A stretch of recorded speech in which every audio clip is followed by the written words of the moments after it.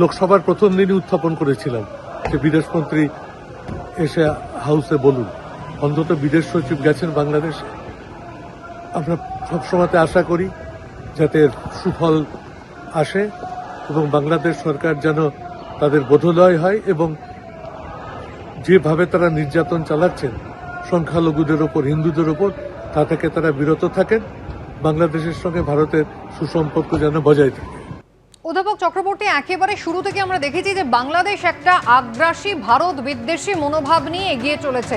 সেক্ষেত্রে আজকের এই বৈঠকে ভারতের পক্ষ থেকে কি কর্তব্য, মানে কোথাও ভারতবর্ষ একটা চাপ তৈরি করছে, এই রকম একটা বার্তা কি তারা আজকে পৌঁছে দিতে পারে বলে আপনার মনে হয়? দেখুন, চাপটা দুপক্ষই থাকবে।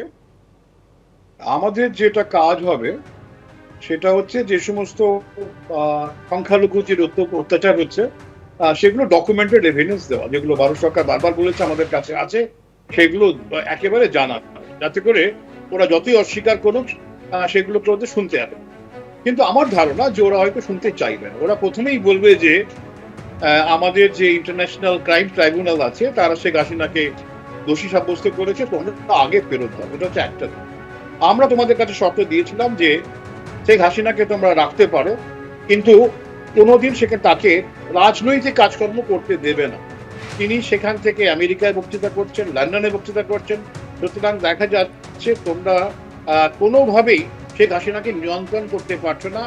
এখন আমাদের শেখ হাসিনাকে আগে চাই, এই একটা শর্ত আমার ধারণা হয়তো ওরা দিয়েই হয়তো মানে মিটিং থেকে যাতে খুব বড় কিছু যাতে না হয় সেটাই চেষ্টা করবে। কেন ওরা জানে যে মানে মারাত্মকভাবে সংখ্যালঘুদের উপর অত্যাচার হচ্ছে এবং ওদের লক্ষ্যই তো তাই যে কি করে সংখ্যালঘু চাকরে একেবারে 8% থেকে কি করে 4-5% নিয়ে যাওয়া যায়। And they R in a হারি। মানে 20 জানুয়ারির মধ্যে যতটা পারা যায় কাজ কমপ্লিট করতে হবে। সুতরাং ওরা বলবে আমরা কিচ্ছু করিনি, হিন্দুরা শান্তিতে আছে, 2-4 জন হিন্দুদের হয়তো ডকুমেন্ট জোগাড় করে বলবে হ্যাঁ এরা বলছে কি শান্তিতে আছি, এইসব ওরা করবে। সুতরাং তার ফলে যে বিরাট কিছু হবে তা কিন্তু নয়। কিন্তু আমরা যে চেষ্টা করছি ভারতবর্ষে, দেখুন আমরা সবসময় চাই দ্বিপাক্ষিক ভাবে একেবারে বাংলাদেশের সঙ্গে সমস্যার সমাধান একেবারে, এবং কোথাও ভারতবর্ষ যে তাতে অত্যন্ত উৎসাহী এবং আগ্রহী, কোথাও আজকে হয়তো সেই বার্তাটাই পৌঁছে যাবে। এটাই তো পদ্ধতি। কূটনৈতিক স্তরে আলোচনা করে বাংলাদেশের সরকারকে যেমন বোঝানো উচিত যে তাদের দেশে যে উত্তেজনা, সেই উত্তেজনার ঘিরে প্রশমিত করা যায়, পাশাপাশি পাল্টা আমাদের দেশেও যে একদল অকারণ উত্তেজিত হচ্ছে সেটাকে সামাল দেওয়া যায়, এটাই আমাদের কাজ।